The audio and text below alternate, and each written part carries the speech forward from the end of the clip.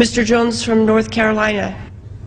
Madam Speaker, I request unanimous consent to take my 5 minutes at this time.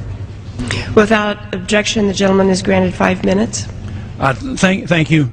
Thank you, Madam Speaker. Madam Speaker, I have a few questions for my colleagues.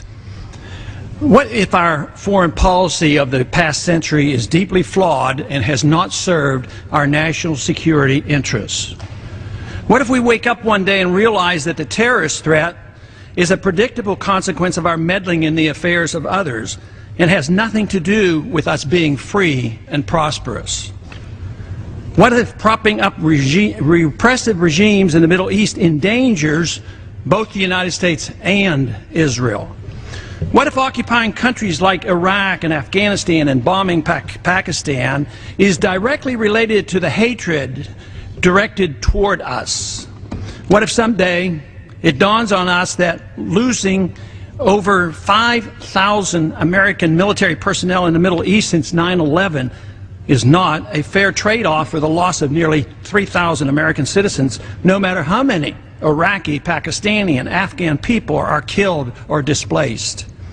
What if we finally decide that torture, even if called enhanced interrogation technique, is self-destructive and produces no useful information, and that contracting it out to a third world nation is just as evil?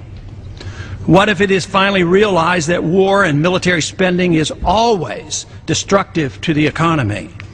What if all wartime spending is paid for through the deceitful and evil process of inflating and borrowing?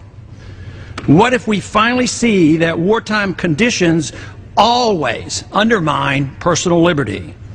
What if conservatives who preach small government wake up and realize that our interventionist foreign policy provides the greatest incentive to expand the government?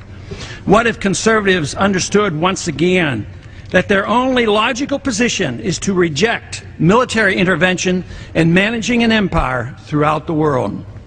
What if the American people woke up and understood that the official reasons for going to war are almost always based on lies and promoted by war propaganda in order to serve special interests? What if we as a nation came to realize that the quest for empire eventually destroys all great nations? What if Obama has no intention of leaving Iraq? What if a military draft is being planned for the wars that will spread if our foreign policy is not changed? What if the American people learn the truth, that our foreign policy has nothing to do with national security, that it never changes from one administration to the next? What if war and preparation for war is a racket serving the special interests?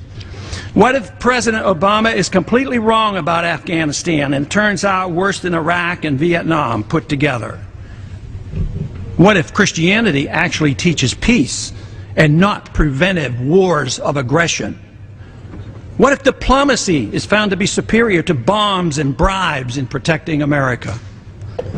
What happens if my concerns are completely unfounded? Nothing. But what happens if my concerns are justified and ignored? Nothing good. And I yield back the balance of my time. Ms. Woolsey from California. Thank you, Madam Speaker.